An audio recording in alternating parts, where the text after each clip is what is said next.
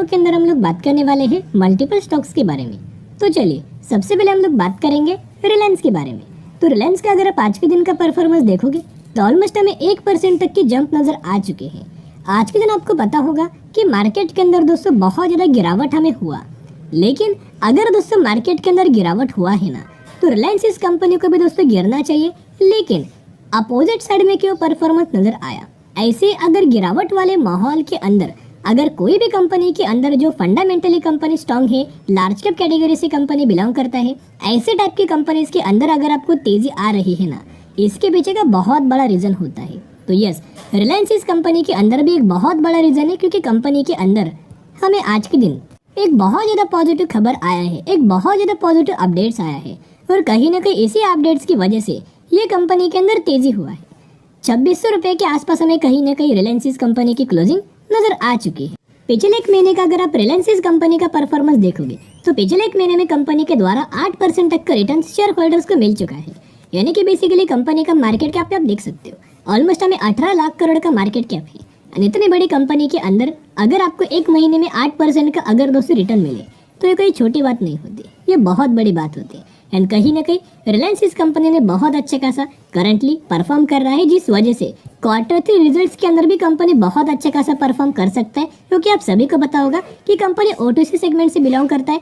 O2C segment के अंदर थोड़ा बहुत प्रॉब्लम तो है, लेकिन इनका जो रिटेल सेगमेंट है वो बहुत अच्छा खासा काम कर सकता है, क्योंकि बेसिकली इससे पहले 3 ऐसी खबर आया था ना, लगातार 3 बड़े इन्वेस्टर्स के द्वारा बहुत बड़ा इन्वेस्टमेंट हमें रिटेल सेगमेंट के अंदर किया गया था। तो अगर कोई बहुत बड़े प्लेयर के द्वारा बड़े सेगमेंट के अंदर अगर ये इन्वेस्ट करते हैं ना, तो आप समझ सकते हो कि आने वाले सालों में रिटेल सेगमेंट बहुत अच्छा खासा परफॉर्म कर सकता है। उसके साथ साथ आपको पता होगा ये कंपनी रिन्यूएबल एनर्जी के अंदर भी काम करता है, और आने वाले फ्यूचर में गवर्नमेंट रिन्यूएबल एनर्जी के अंदर बहुत ज़्यादा फोकस करने वाला है, बहुत ज़्यादा सपोर्ट करने वाला है। तो जिसके हिसाब से जितना ज़्यादा गवर्नमेंट रिन्यूएबल सेक्टर को बूस्ट करेगा, उतना शानदार तरीके से बेनिफिट रिलायंस इस कंपनी को भी मिल जाएगा। तो चलिए अभी हम आ चुके अपडेट्स के ऊपर। ये अपडेट्स अगर आप देखोगे तो आज के दिन ये अपडेट्स आया है, डेट एंड टाइम नोट करना, 1 बजे के आसपास ये अपडेट्स नजर आ चुका है। तो अपडेट्स क्या है, Reliance acquire 9% of Alok industries preference share for 3,330 crore. यानी कि रिलायंस इस कंपनी ने 9% तक का स्टेक हमें और आलोक इंडस्ट्रीज के अंदर हमें एक्वायर किया है। कहीं ना कहीं आलोक इंडस्ट्रीज की अगर बात की जाए तो इसके प्रमोटर्स कौन है, इसके प्रमोटर्स है रिलायंस। तो कहीं ना कहीं कंपनी ने क्या किया है, और ज़्यादा एडिशनल शेयर्स हमें खुद कंपनी के अंदर हमें परचेस किया गया है। अभी रिलायंस के पास कितना आलोक इंडस्ट्रीज के शेयर्स है, तो यहाँ आप देख सकते हो कि आलोक इंडस्ट्रीज के प्रमोटर्स कौन है, रिलायंस इंडस्ट्रीज। और रिलायंस इंडस्ट्रीज 40% का स्टेक, एक बहुत अच्छा खासा स्टेक हमें होल्ड कर रहे हैं। इसके हिसाब से प्रमोटर्स कौन हुए, रिलायंस इंडस्ट्रीज। तो कहीं ना कहीं दोस्तों अगर आप देखोगे अभी जो फिर 9% का स्टेक बढ़ाया गया है, अभी टोटल कितने परसेंट होने वाला है, 49% तक का स्टेक अभी रिलायंस इंडस्ट्रीज आलोक के अंदर होल्ड कर रहे हैं। तो जैसे ये खबर आउट हुआ, वैसे अगर आप देखोगे तो आलोक इंडस्ट्रीज के अंदर भी 20% तक का अपर सर्किट हमें लग चुका है। उसके भी बारे में दोस्तों हम लोग बात करेंगे। यहाँ अगर आप देखोगे तो 3,300 करोड़ का शेयर्स बहुत अच्छे खासे में परचेज किया गया है। तो आलोक इंडस्ट्रीज के अंदर देखोगे तो बेसिकली स्टॉक मार्केट के अंदर ये लिस्टेड कंपनी है, जिसके अंदर आज के दिन आप देखोगे तो 20% तक का अपर सर्किट लगा है। पहले एज सच कोई मोमेंट हमें नजर नहीं आया था। जैसे 1 बजे के आसपास खबर आउट हुआ, वैसे डायरेक्टली कंपनी के अंदर हमें तेजी आना स्टार्ट हुआ, और डायरेक्टली 20% तक का सर्किट हमें आलोक के अंदर लग चुका है। अभी दोस्तों मैंने पहले आपके साथ शेयर किया था कि हम लोग ट्राइडेंट इस कंपनी को लेके बहुत ज्यादा बुलिश है। अभी ट्राइडेंट कंपनी क्या करता है, टेक्सटाइल सेगमेंट से जुड़ा हुआ है, टेक्सटाइल सेक्टर से कंपनी काम करता है, पेपर्स के अंदर भी और केमिकल्स के अंदर भी बिजनेस करता है, लेकिन मेजोरिटी रेवेन्यूज कंपनी है ना टेक्सटाइल सेगमेंट से जनरेट करता है। तो यहाँ अगर आप दोस्तों देखोगे तो जो आलोक इंडस्ट्रीज है ये भी कंपनी टेक्सटाइल सेगमेंट से बिलोंग करता है, और टेक्सटाइल सेगमेंट से बहुत बड़ा हमें रेवेन्यूज जनरेट करता है। तो कहीं ना कहीं एक रीजन हो सकता है कि इस Q3 रिजल्ट्स के अंदर हमें टेक्सटाइल सेगमेंट्स के अंदर बहुत अच्छा खासा कंपनीज का परफॉर्मेंस नजर आ सकता है, जिस वजह से कंपनी के अंदर तेजी आने से पहले ही हमें इनके द्वारा फिर एक हमें स्टेक खरीदारी किया हुआ है। एनालिस्ट रिलायंस इस कंपनी को लेके बहुत ज़्यादा बुलिश नजर आ रहे हैं।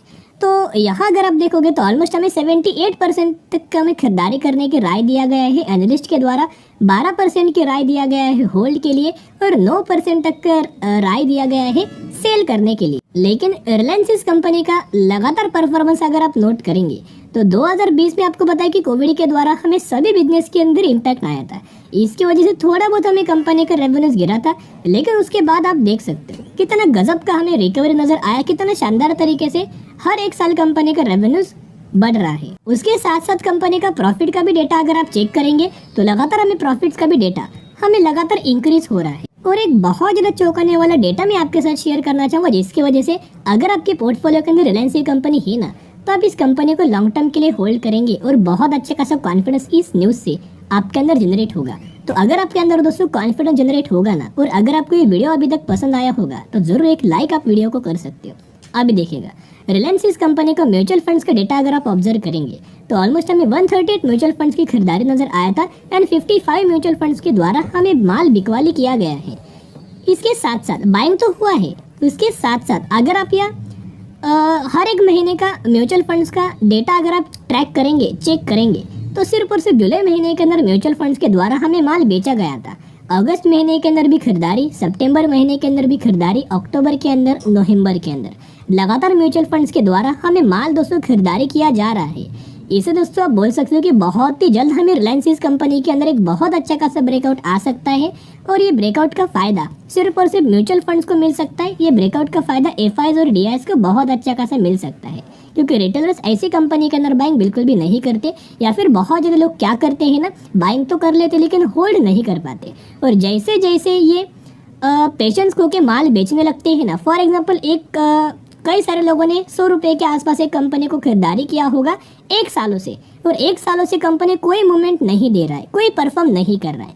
लेकिन जैसे ही आप उस कंपनी के अंदर माल बेचोगे उसके बाद से डायरेक्टली कंपनी के अंदर तेजी आना स्टार्ट होगा, रैली आना स्टार्ट होगा।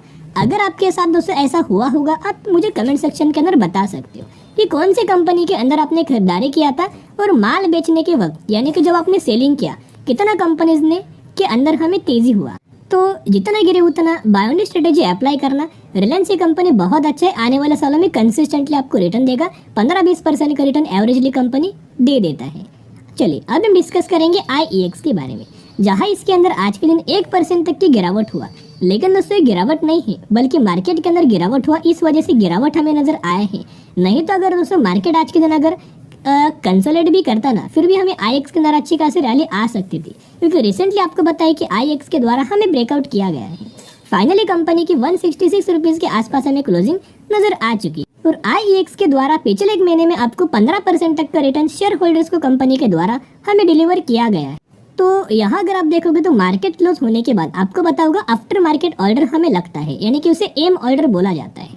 वैसे ही हमें IEX इस कंपनी के अंदर आफ्टर मार्केट ऑर्डर लग चुका है, जिसके अंदर आप देख सकते हो कि 3860 क्वांटिटीज का बाइंग के लिए करंट प्राइस के ऊपर ऑर्डर लगा हुआ है। तो कल के दिन अगर मार्केट पॉजिटिव दोस्तों होता है तो आप समझ सकते हो IEX के अंदर अच्छी खासी रैली नजर आ सकती। अभी IEX कंपनी की अगर बात की जाए तो बेसिकली कंपनी का जो मंथ ऑन मंथ बेसिस वाला जो सेल्स का डेटा था ना, वो बहुत ज़्यादा पॉजिटिव था।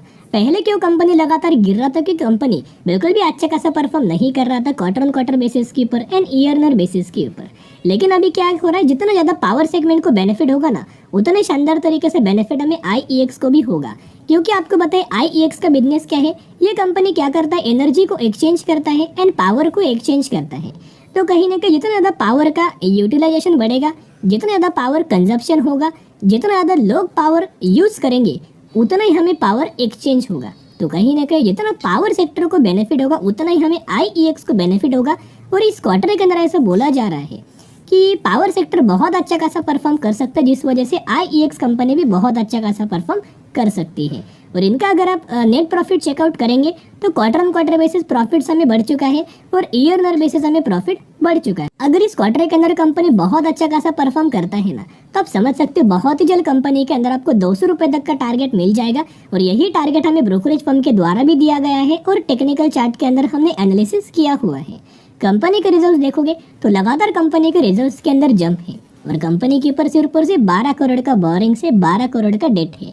तो आप समझ सकते हो कि ऑलमोस्ट ये कंपनी हमें डेट फ्री कैटेगरी से बिलोंग करती है। तो चलिए जितने सारे अपडेट्स थे उतने सारे अपडेट्स के बारे में हमने बात किया है। अगर दोस्तों कल के दिन फिर अगर मार्केट में बियरिश अगर रहता है तो जरूर कंपनी के अंदर खरीदारी करने का एक आखिरी मौका बनने वाला है, क्योंकि इससे पहले भी हमने एनालिसिस किया था और हमारी एनालिसिस क्या थी कि ये कंपनी का एक रेजिस्टेंस वाला लेवल था और इसी रेजिस्टेंस लेवल्स के आसपास हमें ये शो किया जा रहा था कि यहाँ से गिरावट होगी। लेकिन दोस्तों हमने एनालिसिस क्या किया कि कंपनी रिजल्ट अच्छा खासा परफॉर्म कर सकते जो कि प्रीवियस डेटा को कंपेयर किया था। उसके साथ साथ अगर previous data month on month basis अच्छा है तो क्यों कंपनी गिरेगा, तो जिसके द्वारा एक फेक ब्रेकडाउन नजर आया और जैसे ही फेक ब्रेकडाउन नजर आया यही हमने दोस्तों निवेश करने का सही मौका समझा। और जिन भी लोगों ने इस लेवल्स के आसपास निवेश किया होगा आप दोस्तों मुझे कमेंट सेक्शन के अंदर बता सकते हो किन किन लोगों ने IEX के अंदर निवेश किया है और आपका क्या प्राइस रेंज बना हुआ है। तो जैसे ही कंपनी ने फिर ये लेवल्स को हमें क्रॉस किया ना, एक अच्छी खासी रैली हमें नजर आया। अभी जो हमें थोड़ा सा भी कंपनी डिप्स के अंदर मिले और अगर आपने IEX के अंदर अभी तक खरीदारी नहीं किया और अगर आप इस कंपनी को निवेश करने के बारे में सोच रहे हैं तो ये निवेश करने का एक लास्ट चांस बनेगा। जैसे ही कंपनी मूविंग एवरेज के आसपास आएगा एक सपोर्ट लेगा और वैसे फिर कंटिन्यू आपको तेजी नजर आ सकती है, तो बाय ऑन स्ट्रेटेजी अप्लाई करके चल सकते हो। अभी हम बात करने वाले हैं लास्ट कंपनी के बारे में, पर्ल ग्लोबल इंडस्ट्रीज के बारे में बात करेंगे जो 1360 रुपए के आसपास हमें ट्रेड कर रहा है और कंपनी के द्वारा मैक्सिमम के अंदर ऑलमोस्ट हमें 2400% तक का रिटर्न शेयर होल्डर्स को बना के दे चुका है। तो ये कंपनी के अंदर एक पॉजिटिव अपडेट से रिसेंटली कंपनी ने 1:10 रेशियो का स्प्लिट का अनाउंसमेंट किया है। इसका मतलब 1 के बदले 10 शेयर आपको ये कंपनी देने वाली है, तो जरूर कंपनी के बारे में स्टडी एनालिसिस कर सकते हो।